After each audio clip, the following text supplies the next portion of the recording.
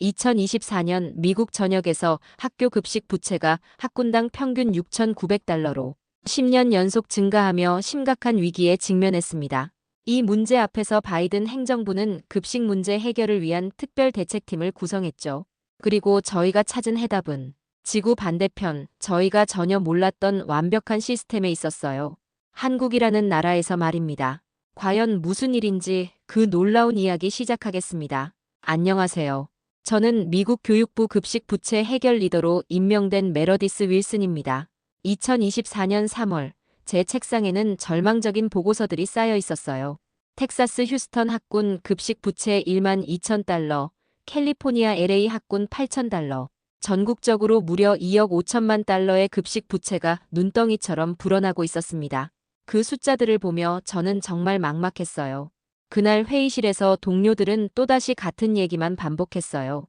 예산을 더 늘려야 한다. 민간업체와 재협상해야 한다. 저는 정말 답답했습니다. 10년째 같은 방법으로 실패를 반복하고 있는데 왜 아무도 새로운 접근을 시도하지 않는 걸까요? 회의실 창밖을 바라보며 한숨을 쉬었어요.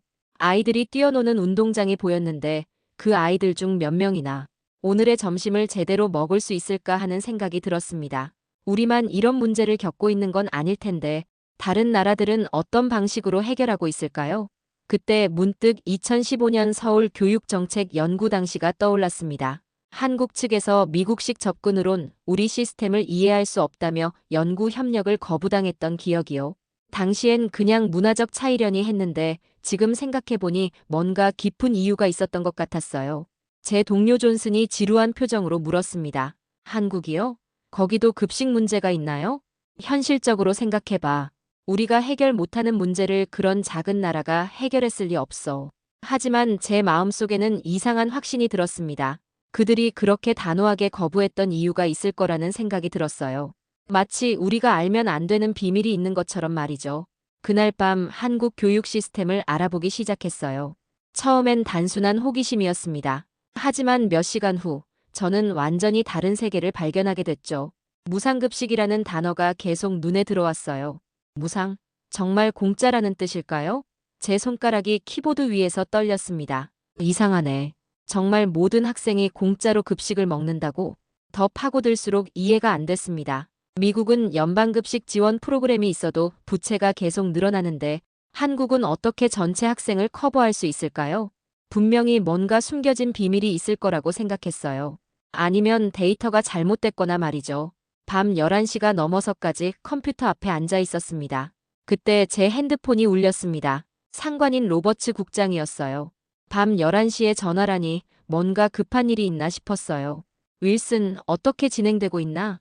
이번 주 안에 초안이라도 나와야 하는데 위에서 계속 재촉하고 있어. 국장님, 한국 사례를 좀 더 자세히 들여다봐야 할 것 같습니다. 한국? 거기서 뭘 배울 게 있을까? 그냥 유럽 모델에 집중하는 게 어때?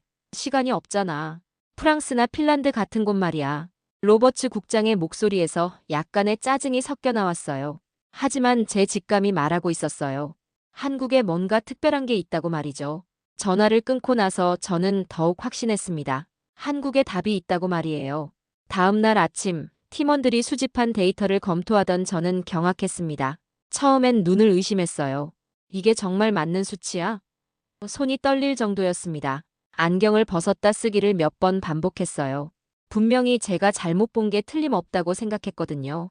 한국의 놀라운 수치들이 제 앞에 펼쳐졌어요. 한국 무상급식 예산은 연간 약 5조 원, 전국 학생 무상급식 실시율은 100%, 한국 급식 식품비 단가는 3,664원이었습니다. 저는 계산기를 꺼내서 달러로 환산해봤어요. 대략 2.7달러 정도였는데 이건 미국 급식비의 절반도 안 되는 가격이었습니다. 반면 미국의 현실은 참담했어요. 급식 부채는 학군당 평균 6,900달러로 10년 연속 증가, 급식 운영 문제로 식비 98%, 인건비 95%, 인력 부족 89%를 기록했죠. 무료 급식 대상은 전체 학생의 약 50%만 해당됐습니다. 저는 이 숫자들을 보며 정말 부끄러웠어요. 세계 최강국이라는 미국이 급식 하나 제대로 해결 못하고 있다니. 제 동료 사라가 숨을 헐떡이며 말했습니다. 이 수치가 맞다면 한국은 우리보다 인구가 6분의 1인데 더 효율적으로 운영하고 있다는 거잖아. 사라의 얼굴이 창백해졌어요. 그녀도 저처럼 이 분야에서 10년 넘게 일해왔거든요. 우리가 그동안 해온 노력들이 모두 헛된 일이었나 하는 생각이 들었을 거예요. 저 역시 마찬가지였습니다. 저는 계산기를 두드려 봤어요. 한국은 전체 학생을 100% 커버하면서도 급식 부채가 없다는 게 정말 믿기지 않았습니다. 어떻게 이런 일이 가능할까요? 분명히 어디선가 함정이 있을 거라고 생각했어요. 아니면 정부에서 엄청난 적자를 감수하고 있거나 말이죠. 사라, 혹시 한국 정부 부채 현황 자료 있어? 잠깐 찾아볼게. 사라가 바쁘게 키보드를 두드렸어요. 이상하네. 한국 정부 부채 비율이 우리보다 훨씬 낮아. 뭐라고? 저는 믿을 수 없었어요. 급식을 무료로 제공하면서도 정부 부채는 더 적다는 거였어요. 더 충격적인 건 그 다음이었습니다. 한국은 급식뿐만 아니라 교과서, 준비물까지 무료로 제공한다는 자료가 나왔거든요. 잠깐, 이건 뭐야? 교과서도 공짜라고? 저는 의자에서 벌떡 일어났어요. 미국에서는 교과서 비용 때문에 학부모들이 얼마나 고생하는지 잘 알고 있었거든요. 제 머릿속이 복잡해졌습니다. 이게 정말 가능한 일일까요? 아니면 어디선가 데이터 조작이 있었던 걸까요? 하지만 여러 출처에서 나온 자료들이 모두 일치했어요. 그때 갑자기 제 상관이 들어왔습니다. 윌슨, 뭐가 그렇게 흥미로운가? 로버츠 국장의 표정이 심상치 않았어요. 제가 너무 흥분한 모습을 보고 의아해하는 것 같았습니다. 국장님, 한국 데이터를 보세요. 이건 혁명적입니다. 로버츠 국장이 제 컴퓨터 화면을 들여다봤어요. 잠시 침묵이 흘렀습니다. 그의 표정이 점점 굳어졌어요. 한국? 아직도 그걸 보고 있나? 그런 작은 나라 모델이 우리에게 무슨 도움이 되겠어. 현실적인 해결책을 찾아야지. 하지만 국장님, 이 수치들을 보세요. 이건 정말. 윌슨. 로버츠 국장이 저를 가로막았어요. 우리 상황과는 다르다고. 인구 규모도 다르고 정치 시스템도 다르고 모든 게 다르잖아. 하지만 저는 포기할 수 없었어요. 이 데이터가 사실이라면 우리가 그동안 왜 이렇게 고생했는지 이해할 수 없었거든요. 그날 밤 저는 잠을 이룰 수 없었습니다. 계속 머릿속에서 숫자들이 돌고 돌았어요. 한국 시스템이 정말 이렇게 완벽할 리가 없다고 생각했죠. 분명히 어디선가 비용이 숨겨져 있을 거라고 말이에요. 남편에게 말했어요. 여보, 한국이라는 나라에 대해 어떻게 생각해? 갑자기 왜? 좋은 나라 아닌가? 케이팝이나 드라마로 유명하잖아. 교육 시스템은 어떨 것 같아? 글쎄, 경쟁이 치열하다고 들었는데 저는 남편에게 제가 발견한 자료들을 보여줬어요. 남편도 놀라더군요. 이게 정말 사실이야? 모든 학생이 무료로 급식을 먹는다고? 그게 바로 내가 확인하고 싶은 거야. 도대체 한국에선 무슨 일이 일어나고 있는 거지? 월요일 아침 로버츠 국장 사무실에 들어가면서 가슴이 두근거렸어요. 이번이 마지막 기회일 수도 있다는 생각이 들었거든요. 국장님, 직접 가서 확인해 보겠습니다. 데이터는 조작될 수 있지만 제 눈은 속일 수 없거든요. 로버츠 국장은 의아해했죠. 굳이 그럴 필요가 있을까? 보고서로도 충분하지 않나? 예산도 문제고. 그의 책상에는 다른 긴급한 서류들이 쌓여 있었어요. 제 요청이 번거롭게 느껴질 만했습니다. 아니에요. 만약 정말로 한국 시스템이 우리 문제의 해답이라면 직접 보지 않고서는 설득력이 없을 거예요. 제가 개인 예산으로라도 가겠습니다. 로버츠 국장이 깊은 한숨을 쉬었어요. 결국 일주일 후 저는 인천공항에 내렸습니다. 14시간의 긴 비행이었지만 전혀 피곤하지 않았어요. 오히려 설렘으로 가슴이 벅찼습니다. 한국에서의 1일차 서울의 한 초등학교 급식실에 들어선 순간 저는 말을 잃었어요. 이게 정말 학교 급식이에요? 제 눈앞에 펼쳐진 건 상상을 초월한 광경이었습니다. 신선한 채소들이 가지런히 쌓여 있고 조리사들이 직접 국물을 끓이고 있었어요. 스테인리스 식판에 정성스럽게 담긴 5가지 반찬. 아이들은 맛있어요 하며 즐겁게 먹고 있었죠. 급식실 한 구석에서 영양교사가 아이들의 식사를 지켜보고 있었어요. 아이가 편식을 하면 다가가서 부드럽게 설득하는 모습이 인상적이었습니다. 미국에서는 상상할 수 없는 일이었어요.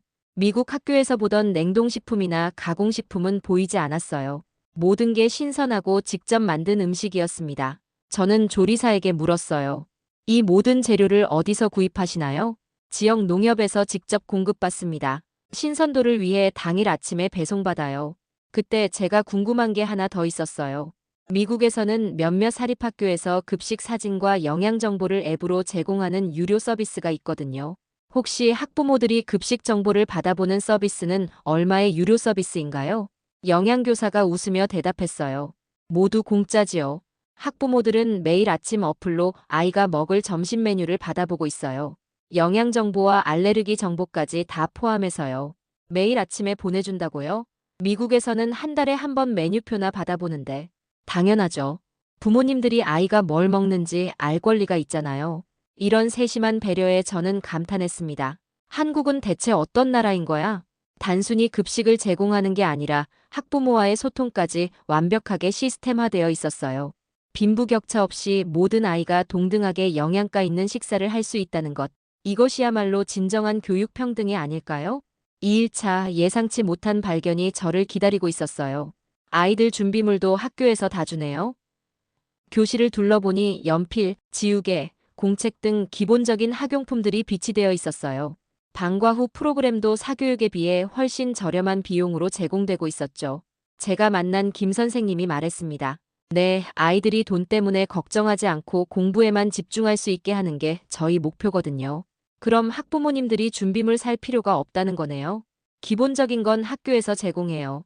특별한 활동에 필요한 것들만 개별적으로 준비하시면 됩니다. 저는 깜짝 놀랐어요. 미국에서는 학기 초마다 학부모들이 긴 준비물 목록 때문에 부담을 느끼거든요.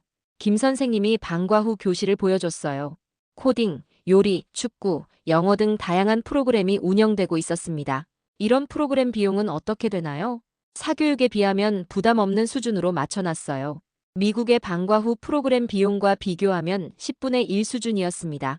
3일차 믿기 힘든 현실이 계속 펼쳐졌어요. 이 모든 게 정말 무료인가요? 교과서 무료 제공은 기본이었고 의료검진, 예방접종도 무료로 받을 수 있었습니다. 심지어 치과, 안과 진료까지 정부에서 무료 제공하고 있었어요. 학교 보건실에서 만난 양호교사가 설명해줬어요. 모두 정부 예산으로 처리됩니다. 학부모님들은 신경 쓰실 필요 없어요. 이건 완전한 복지 시스템이야. 한국에서의 일주일간 저는 완전히 다른 세계를 경험했어요. 교육이 단순히 지식을 전달하는 것이 아니라 아이들의 모든 필요를 채워주는 종합적인 돌봄 시스템이었습니다. 뿐만 아니라 한국은 박물관, 도서관 등도 무료로 학생들의 교육권이 보장되어 있었어요. 마지막 날 공항으로 가는 길에 저는 생각했습니다. 이런 시스템이 정말 가능한 걸까? 미국에서도 할 수 있을까? 하지만 한 가지는 확실했어요. 한국 아이들의 밝은 표정을 보며 이것이야말로 진정한 교육이라는 확신이 들었습니다. 한국에서 돌아온 저는 밤낮으로 보고서를 작성했어요. 제가 본 것들을 모두 담아야 했거든요. 커피를 마시며 키보드를 두드리는 손이 멈추지 않았습니다. 이 보고서가 미국 교육의 미래를 바꿀 수 있다는 생각에 가슴이 뛰었어요. 제 보고서의 핵심 내용은 이랬습니다. 한국의 완전 무상교육 시스템이 미국 급식 문제의 완벽한 해답이고 연간 50억 달러 절감이 가능하며 학생 100% 커버리지 달성 방안이 있다는 거였어요. 저는 세세한 데이터와 함께 현장에서 찍은 사진들, 인터뷰 내용들을 정리했습니다. 새벽 2시까지 작업하면서도 전혀 피곤하지 않았어요. 남편이 와서 말했죠. 여보, 너무 무리하지 마. 내일 또 일해야 하잖아. 이건 정말 중요한 일이야. 미국 모든 아이들의 미래가 걸린 문제라고. 보고서 첫 페이지에 저는 이렇게 썼습니다. 한국의 무상급식 시스템은 단순한 정책이 아니라 아이들을 향한 사회의 약속입니다. 모든 아이가 경제적 부담 없이 건강한 식사를 할 수 있다는 것. 이것이야말로 진정한 교육 평등의 시작입니다. 보고서를 완성하고 나서 정말 뿌듯했어요. 드디어 미국 아이들도 한국 아이들처럼 걱정 없이 학교 생활을 할 수 있을 거라고 생각했죠.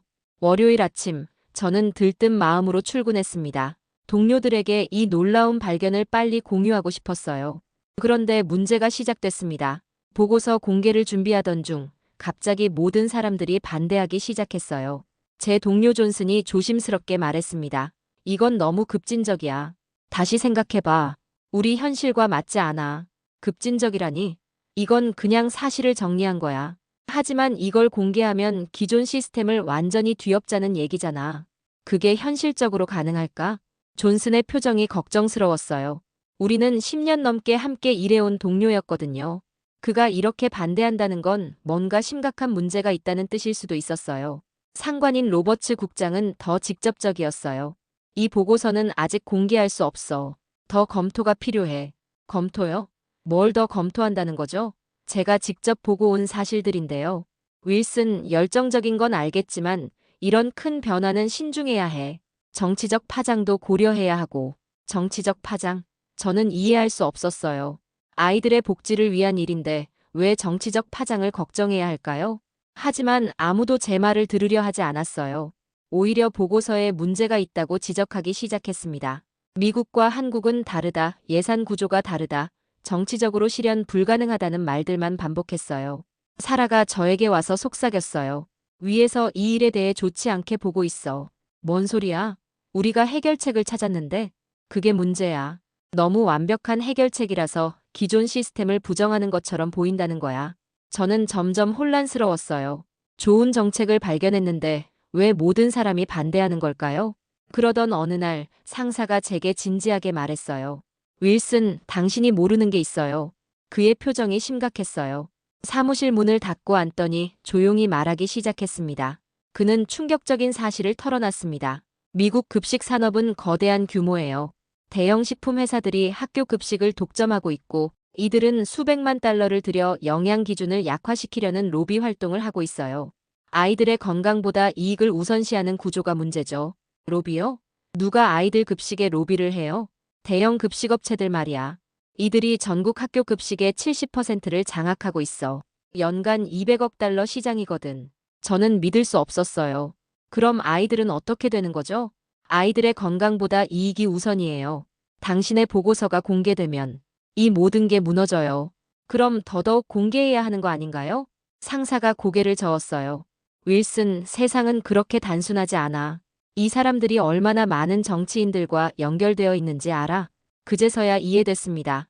제 보고서가 왜 그렇게 많은 반대에 부딪히는지 말이에요.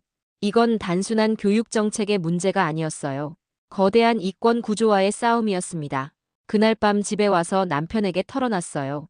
여보, 내가 너무 순진했나 봐. 좋은 정책을 발견했는데 그걸 방해하는 사람들이 있어. 남편이 제 손을 잡았어요. 여보, 옳은 일이라면 끝까지 해봐. 당신이 포기하면 누가 해? 저는 결심했습니다. 어떤 방해가 있더라도 이 진실을 알려야겠다고 말이에요. 압박은 점점 더 심해졌어요. 압박의 실체들이 하나씩 드러났습니다. 급식업체 CEO들이 교육부에 직접 전화를 걸어왔어요. 윌슨의 보고서는 부정확한 정보라는 언론 플레이가 시작됐죠. 상관으로부터 휴직을 권한다는 압박을 받았습니다. 어느 날 아침 제 사무실에 모르는 사람이 찾아왔어요. 정장을 입은 50대 남성이었는데 첫인상부터 예사롭지 않았습니다. 윌슨 박사님이죠? 저는 미국 급식업계를 대변하는 변호사입니다. 잘못된 정보로 인한 피해에 대해 얘기하고 싶어서요. 잘못된 정보요? 제가 직접 보고 온 걸요. 한국의 특수한 상황을 일반화하면 곤란하죠. 미국은 다릅니다. 당신의 보고서로 인해 우리 클라이언트들이 큰 손해를 보고 있어요. 변호사의 말투가 점점 위협적으로 변했어요. 만약 이 보고서가 공개된다면 법적 조치를 취할 수밖에 없을 겁니다. 저는 등골이 오싹했어요. 단순히 사실을 보고한 것뿐인데 왜 이런 위협을 받아야 할까요? 그때 한국교육청의 김 차관에게서 전화가 왔어요. 박사님 힘드시죠? 저희도 처음엔 그랬어요. 김 차관의 따뜻한 목소리에 눈물이 났어요. 어떻게 이겨내셨어요? 저희도 마찬가지였어요.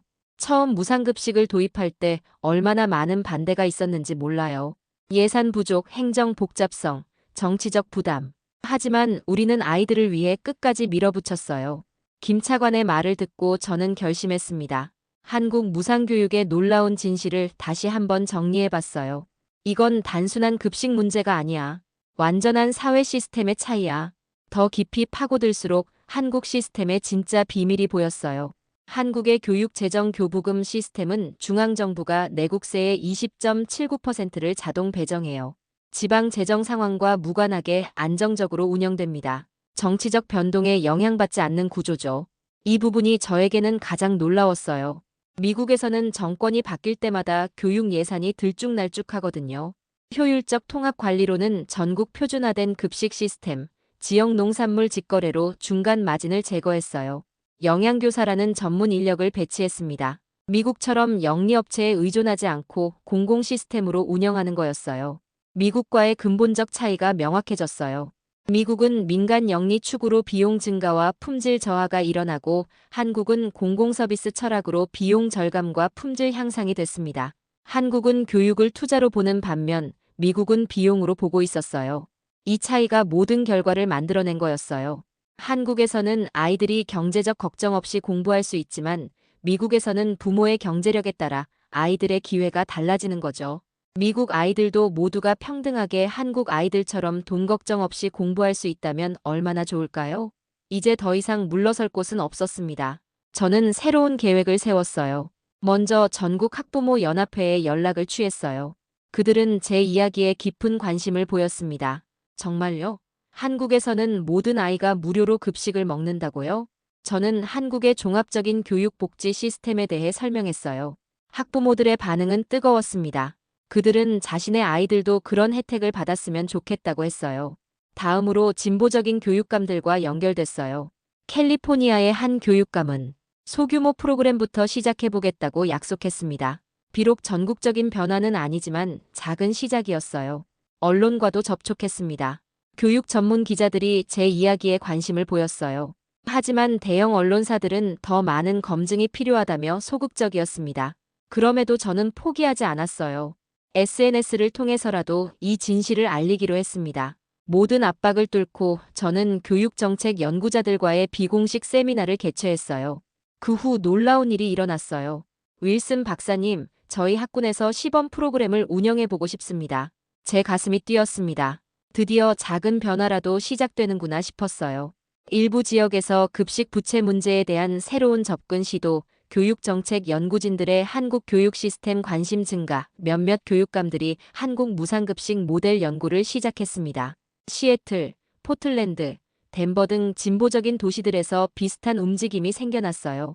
특히 인상적이었던 건 학부모들의 반응이었습니다. 제가 SNS에 올린 한국 급식 영상들이 수백만 번 조회됐어요. 댓글들을 보면 우리 아이들도 이런 급식을 먹을 수 있다면 왜 미국은 이걸 못하는 거죠? 라는 반응들이 대부분이었습니다. 전 세계적 관심도 조금씩 늘어나기 시작했어요. 유럽의 몇몇 교육 정책 전문가들이 한국 무상교육 연구를 시작했어요. 국제교육 컨퍼런스에서 한국 모델이 주제로 다뤄지기 시작했습니다. 이제 한국의 놀라운 시스템이 전 세계로 확산될 기회가 생긴 거예요. 뉴욕타임스의 교육 전문 기자가 저를 인터뷰했어요. 한국의 무상급식 시스템이 미국에도 적용 가능하다고 보시나요? 물론입니다. 중요한 건 정치적 의지예요. 한국도 처음부터 완벽했던 건 아니에요. 20년에 걸쳐 점진적으로 발전시켜온 거거든요. 기사가 나간 후 전국에서 연락이 쇄도했어요. 한국의 무상교육은 단순히 공짜 밥을 주는 것이 아니었어요. 그것은 모든 아이는 소중하다는 철학이었고 함께 성장하자는 공동체 정신이었습니다. 그리고 그것이야말로 진정한 교육 선진국의 모습이었어요. 제가 시작한 작은 움직임이 큰 변화로 이어졌습니다. 현재 한국의 무상교육 시스템은 전 세계 교육정책 연구자들 사이에서 주목받고 있으며 효과적인 교육복지 모델로 연구되고 있어요. 한국이 보여준 것은 단순한 정책의 성공이 아닙니다. 아이들을 향한 진정한 사랑과 미래에 대한 투자 철학이 만들어낸 기적이었어요. 교육을 통해 모든 아이가 평등한 기회를 누릴 수 있다는 믿음. 이것이 바로 대한민국이 세계에 자랑할 수 있는 진정한 한국 교육의 힘입니다. 한국은 세계에 증명했습니다.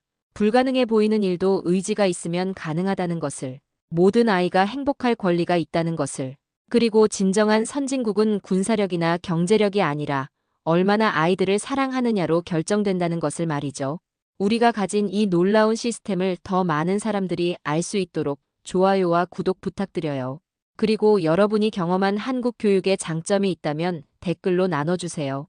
함께 대한민국의 자랑스러운 교육 시스템을 알려나가요. 시청해주셔서 감사합니다.